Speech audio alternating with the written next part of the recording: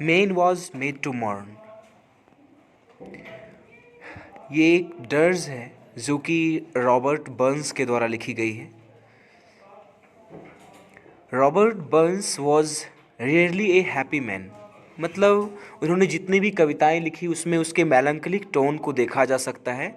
यानी जो sad tone होता है, उनकी कविताएं अक्सर सैड टोन पर बेस्ड है। यानी उनकी कविताओं का जो आउटकम है, कह सकते हैं वो एक तरीके से सैड है। All his life he new suffering and disappointment. यानी पूरे जीवन उन्हें जो है परेशानियों का सामना करना पड़ा, पूरे जीवन उनको निराशा मिली। यानी कह सकते हैं बहुत ही डिसअपॉइंटेड रहे अपने लाइफ से एट ऑल, ओवरऑल मिलाया कर देखा जाए तो। His youth was harsh and painful. उनका जो युवापन था बहुत ही ज़्यादा कड़वा रहा, कह सकते हैं बहुत ही दर्दनाक रहा। He was born on a he was born on a farm whose tenant was his father। मतलब उनका जन्म एक ऐसे खेत पर हुआ था वास्तव में जिनके मालिक उनके पिता नहीं बल्कि भाड़ेदार थे वो। यानी उनके पिता एक छोटे से किसान थे, टेनेंट फार्मर थे, यानी जिस जगह उनका जन्म हुआ था। ही वॉज ऑलवेज इन डेब्ट। हमेशा वो कर्ज में रहे थे because of the poor soil and high rent. मतलब उनके पिता जो है हमेशा कर्ज में रहे, कारण था कि जो है मिट्टी की क्वालिटी बहुत ही ख़राब थी, बहुत ही कम उपज होती थी और उस ज़मीन का किराया उन्हें बहुत ज़्यादा देना होता था। Robert spent his early life in a series of moves from one poor farm to another. मतलब उनका जीवन बचपन का कह सकते हैं ऐसा ही बीता। शुरुआती दौर जो शुरुआती जीवन था उनका एक खेत से दूसरी खेत की तरफ बीता। when he was his fa when he was 25, जब वो 25 साल के हुए, his father died, उनके पिताजी की मृत्यु हो गई। he started his poetic career as on a period of 4 years of intense labour with his younger brother. मतलब अपने बड़े भाई के साथ, छोटे भाई के साथ, एक्चुअली छोटे भाई के साथ 4 सालों तक मिलकर बहुत मेहनत की। उसके बाद जाकर उन्होंने अपनी पोइटिक करियर की शुरुआत की। He had also been unfortunate in searching of his love. अपने प्रेम को पाने में भी या ढूंढने में भी वो असफल रहे थे, दुर्भाग्य रहे थे, कह सकते हैं ये उनका दुर्भाग्य ही था। The father of one sweet heart gain armor refused to consent even his daughter was the mother of a child। मतलब एक औरत से जिनसे इनको प्रेम हुआ था, यहाँ तक कि उन्होंने यानी उनके पिता ने मना कर दिया उनसे शादी करने से, उनको साथ भेजने से। Another girl Mary Campbell died while he was preparing to marry. एक और लड़की थी मैरी क्रम्पेल जिनसे ये शादी करना चाहते थे, उनकी डेथ हो गई जब वो शादी करते उससे पहले ही। So Burns could hardly be blamed for writing melancholic poetry. यदि ये मेलंकलिक पोइट्री इन्होंने लिखा है तो इसमें कोई ऐसा नहीं कि इन पे हम ब्लेम लगा सकते हैं, आरोप लगा सकते हैं। वास्तव में he was really facing a lot of terror, a lot of pains, बहुत सारे दुख दर्द तकलीफें इन्होंने झेली। A reader can admire the spirit of a poet when the poem is written in satirical and delightful way। मतलब एक कवि को प्रशंसा तभी मिलती है, अप्रिसिएशन तभी मिलती है जब वो सैटारिकल कुछ लिखता है या डिलाइटफुल या खुश करने वाला। But this poem is not of that kind. लेकिन यह कविता कुछ इस तरह की नहीं है। The poet describes that he was walking on a November evening along the banks of air. Air एक नदी है, वहीं पर वो टहल रहे थे, उसी के किनारे टहल रहे थे। He comes before an 80 years old man with white hair and wrinkled face। उनका सामना एक जो है एक ऐसे व्यक्ति से होता है जिनका बाल जो है सफ़ेद हो चुका है और उनके चेहरे पर झुर्रियाँ हैं। He inquires the poet the reason of his roaming। यानी वह कवि से पूछते हैं कि आखिर आप यहाँ वहाँ क्यों भटक रहे हैं, आप अपना कारण बताइए। ही asks the poet whether this visit is in search of wealth और फन। मतलब कवि से उसने यह भी पूछा कि आप जो ये निकले हुए हैं ये सैर पर, ये वजह क्या है इसकी, वेल्थ है या फन है, यानी धन संपत्ति के लिए या फिर अपने जीवन को एंजॉय करने के लिए, लाइफ को एंजॉय करने के लिए। Then he expounds his own views. He says there is nothing in their future except mourning. मतलब फिर एक्सप्लेनेशन देते हैं कि जिंदगी में यदि तुम जो है मज़े ढूंढने निकले हो तो ऐसा कुछ नहीं है, पूरा लाइफ जो है दुख से भरा हुआ है, शोक के अलावा हमें कुछ हासिल नहीं होता, हर चीज़ से डिसअपॉइंटमेंट भी मिलती है। Even the major part, MAJOR होगा यहाँ पर, यानी हमारे जीवन का जो एक अहम हिस्सा होता है ऑफ दिस वर्ल्ड, इस दुनिया का, the rich and the great are not really happy, मतलब अमीर से अमीर लोग भी इस दुनिया में खुश नहीं हैं। एक लाइन इससे लिया गया है कि man's inhumanity to man makes countless thousands months, मतलब इंसान का जो अमानवता होता है दूसरे इंसान के प्रति, मतलब कह सकते हैं कि इंसानियत नहीं है, कवि ऐसा कहना चाह रहे हैं कि इंसान में इंसानियत नहीं है, वो दूसरे इंसान को सिर्फ दुख ही पहुंचाता है, ठेस ही पहुंचाता है। Even a reverend or a sage can't help themselves to be endowed with ability, मतलब कह रहे हैं कि एक साधु हो, बहुत बड़ा एक पादरी हो, एक संत हो, वो भी जो है किसी की अच्छाई नहीं सोचता। His consolation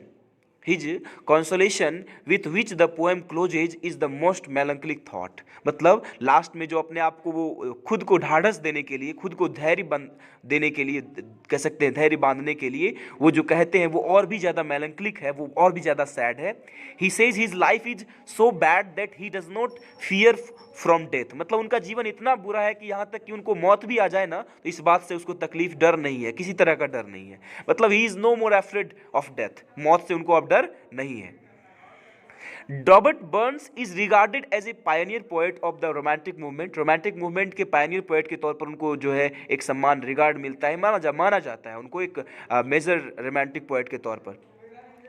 after his death, उनकी मौत के बाद, he became a source of inspiration to the founders of liberalism and socialism, यानी उनके बाद, डेथ के बाद जो है वो एक इंस्पायरेशन बने रहे थे लिबरलिज्म और सोशलिज्म के जितने भी फाउंडर्स थे।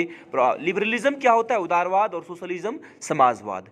His life became a cult, उनका एक जीवन जो था a way to live the life, मतलब एक कह सकते हैं एक ट्रेंड हो गया, लोग ऐसे ही जीना शुरू कर दिया लोगों ने between 19th and 20th century, मतलब 19वीं और 20वीं शताब्दी के बीच जो है उनका लाइफ स्टाइल जो है एक कह सकते हैं इमिटेबल हो गया था, लोग इनका अनुकरण कर रहे थे, the people were following his life style. His influence has also been an on Scottish literature, यानी स्कॉटिश साहित्य पर भी उनका अच्छा प्रभाव दिखा।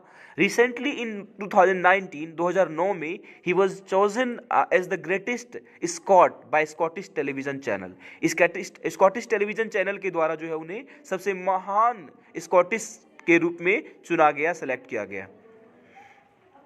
स्कॉटिश यानी कहलाता है स्कॉटलैंड के जो वासी होते हैं। The phrase man's inhumanity to man was firstly documented in his poem, और ये फ्रेज जो है man's inhumanity to man, ये पहली बार उनकी कविता में यूज़ किया गया था, उनकी पोएम में यूज़ किया गया था।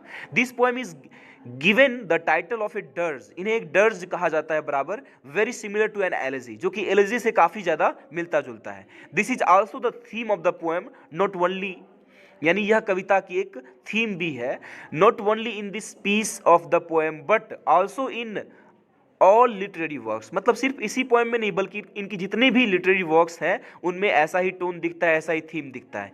ह्यूमन बिहेवियर इज क्रिटिसाइज्ड, यानी इन दिस पोएम कह सकते हैं कि इस कविता में जो है इंसान के व्यवहार को क्रिटिसाइज किया गया है, उनकी आलोचना की गई है, निंदा की गई है। The feeling of barbarism and revenge can be noticed among the people, यानी लोगों के बीच जो है रिवेंज की भावना, बदले की भावना, और बार्बरिज्म का अर्थ क्या होता है? क्रूएल्टी, क्रूरता, दोनों जो है देखा जा सकता है इंसानों में।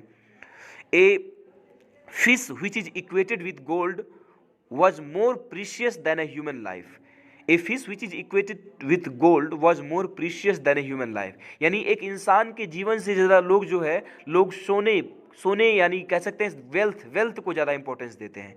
It was very natural and common to defame and exploit others, मतलब दूसरों का शोषण करना, बदनाम करना, ये सब आम बात हो चुकी थी, खास करके ये आम आदमी, ये कॉमन पीपल जो होते हैं उनके साथ ये अक्सर होता रहता है। ये it is the bitter truth of the society. History tells us that humans were fed to wild animals, यानी इतिहास हमें कहता है कि इंसान को जो है जानवर खाते हैं, जानवर को खिलाया जाता है। It was a kind of political, religious and ideological war, ये एक कह सकते हैं कि एक राजनीतिक और धार्मिक कह सकते हैं एक युद्ध थी एक तरीके से।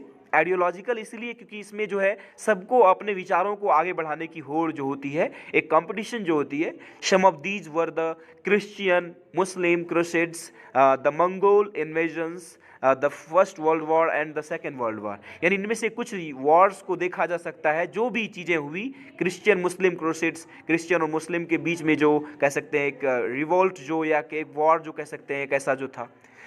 Fear and intolerance made the things more complicated. डर और असहिष्णुता, ये दोनों जो है और चीज़ों को और ज़्यादा मुश्किल बढ़ा रही थी. Sometimes it was not clear that one could understand and distinguish the victim and perpetrator. ठीक है, मतलब पता नहीं चल पाता था विक्टिम कौन है, किसके साथ बुरा हो रहा है और कौन बुरा कर रहा है. It is also the truth of millions of people who are decent but they are not happy. मतलब डिसेंट में DE हो जाएगा यहाँ पर. यानी ये भी एक गवाह है कि जो है कि ये बहुत ही एक फैक्ट बात है कि लोग डिसेंट होने के बावजूद, जिनका व्यवहार अच्छा होता है लेकिन वे खुश नहीं होते हैं, and satisfied with their lives, अपने जीवन से खुश नहीं होते हैं उसके बावजूद. It is hard to them to believe the way they are suffering. और मुश्किल होता है विश्वास करना कि आखिर ये कैसे सफ़र कर रहे हैं. बट ऑप्टिमिज्म, OPTI हो जाएगा. Optimism is the only hope of their lifes. उनके जीवन की एक ही उम्मीद होती है, आशा, उम्मीद होती है उनको अपने जीवन से. यही वजह से वे लोग जिंदा रह पाते हैं. People are being so cruel. इंसान इतने क्रूर होते जा रहे हैं that they don't care about the happiness of others, कि लोग दूसरे के खुशियों के बारे में नहीं सोचते हैं. पायरेट्स, रॉबर्स, पायरेट्स मतलब समुद्री लुटेरे, रॉबर्स मतलब डाकू, and even a person of society, यानी समाज का एक व्यक्ति भी जो है is trying to kill and rob them, यानी लूटने का प्रयास कर रहा है हर किसी को, for only the sake of their happiness, बस इसीलिए कि खुशी हो. लोग मतलब बस खुशी के वजह से दूसरों को परेशान करना, लूटना चाहते हैं. दस the poet has described the bitter truth of the present time, यानी वर्तमान समय के कड़वी सच्चाई को जो है उजागर किया है, रिप्रेजेंट किया है, वर्णन किया है उसका. He wants to say that no one is happy here, कि इस दुनिया में कोई खुश नहीं है, but in the hope of happiness, लेकिन फिर भी खुशी की तलाश में. सम आर सफरिंग, कुछ परेशान है, एंड सम आर एंजॉइंग, कुछ खुश हैं. Victims are blaming their fate, जो पीड़ित लोग हैं अपने भाग्य को दोष दे रहे हैं. And the brutals are blaming God for making them like this, और जो क्रूर लोग होते हैं, जो बर्बरता करते हैं, क्रूरता करते हैं, वो कहते हैं कि नहीं, भगवान ने हमें ऐसा ही बनाया. We have no fear of God, हमें कोई डर नहीं भगवान से. This way we are hurting ourselves, हम अपने आप को ही परेशान कर रहे हैं, हम अपने आप को ही चोट पहुंचा रहे हैं, नुकसान पहुंचा रहे हैं. The poem is the masterpiece as it explains the truth, क्योंकि ये समाज की सच्चाई को बताती है, इसीलिए ये एक मास्टरपीस मानी जाती है. और वास्तविकता यही है. और आज हम समाज में, जिस समाज में रहते हैं, उस समाज की यही स्थिति रह गई है कि हम जो है हर किसी को परेशान देखना चाहते हैं, खुश देखकर कोई किसी को खुश नहीं है. So the themes of the poem can be the reality, या फिर the reality of the society, या the human behaviour, the human nature, so many things which is possible regarding this poem. So thank you for this view, and thank you for watching us. Please be with us and subscribe the channel for more videos like this, and we need your support. So thank you once again.